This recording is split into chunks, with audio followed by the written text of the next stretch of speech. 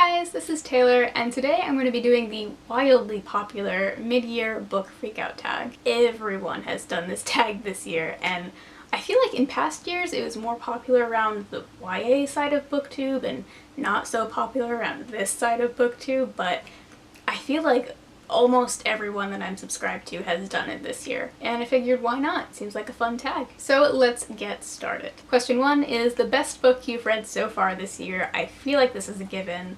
It's Saddest by Freakout. Depressing industrial town, Lithuanian girl, married Albanian guy, cultures clashing, racism, poverty, motherhood. Literally have not stopped thinking about this book, probably never will, and I'll link the wrap-up where I initially talk about this. Question 2 is the best sequel you've read this year, and unfortunately I don't think I've read any, but I don't tend to read a lot of series to begin with.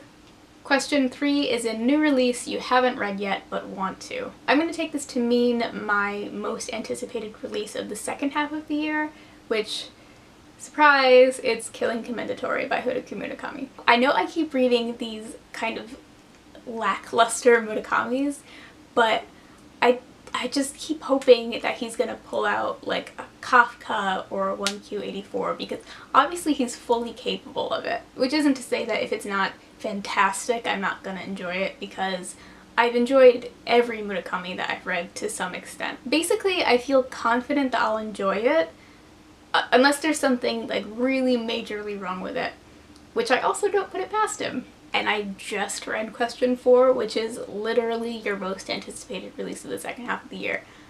Wow. So question 3 meant something different, but I don't know how to answer it.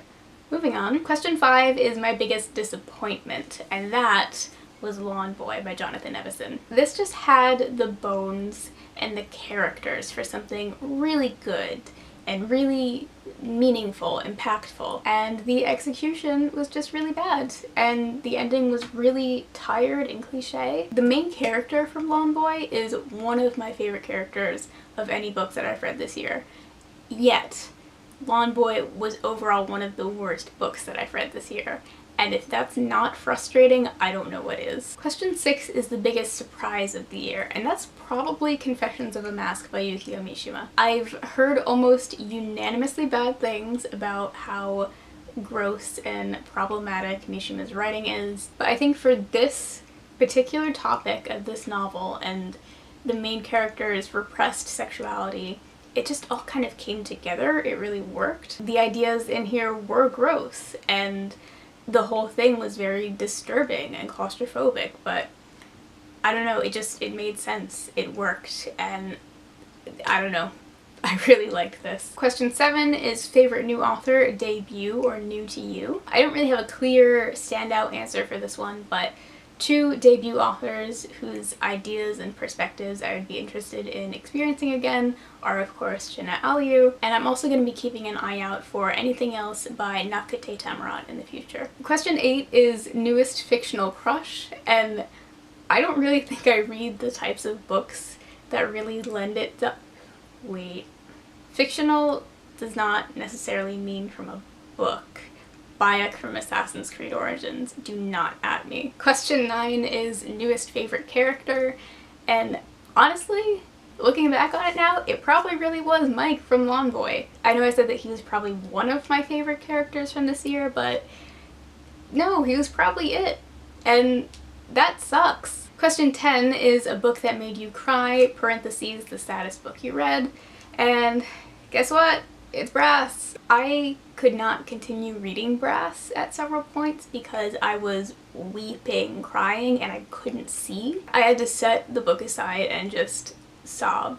Although Eternal Life by Dara Horn did also get a solid cry out of me. And for this one, it wasn't even for like a particular event or something that happened. It was just like the weight of these characters' existence and like their inability to die. Ugh. Question 11, a book that made you happy. Honestly, I'm scrolling through Goodreads and I don't think I read a single book that made me feel happy this year. The closest thing I can think of is Sputnik Sweetheart, but it wasn't even like a particularly happy ending. It made me feel this almost painful kind of happiness. It's very difficult to describe, but it must have been a really complicated thing to write and to convey in a novel, so good job. Question 12 is your favorite book to film adaptation that you saw this year. So generally I watch like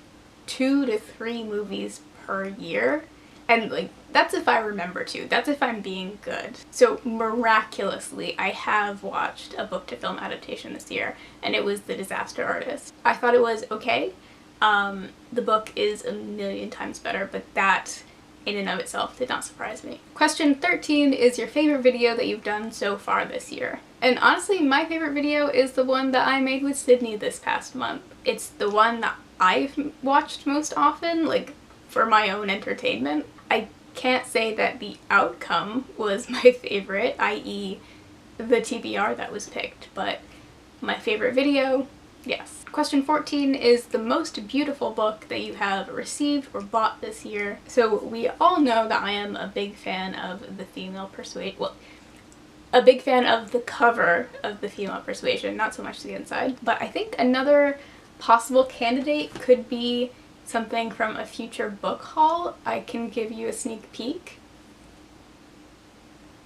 And lastly, question 15 is what books do you need to read by the end of the year? So at the beginning of the year, I picked 10 books that I wanted to read by the end of 2018, and either by the process of DNFing them or finishing them, mostly DNFing them, I have left Walden, Wuthering Heights, To Kill a Mockingbird, still, Lolita, and Big Sur. And that is the state of the state. Thank you so much for watching. I really hope you enjoyed this tag. I'm not tagging anybody because I honestly don't know if there's anybody who hasn't done this yet. So I hope you're having a great day, and I'll see you very soon. Bye!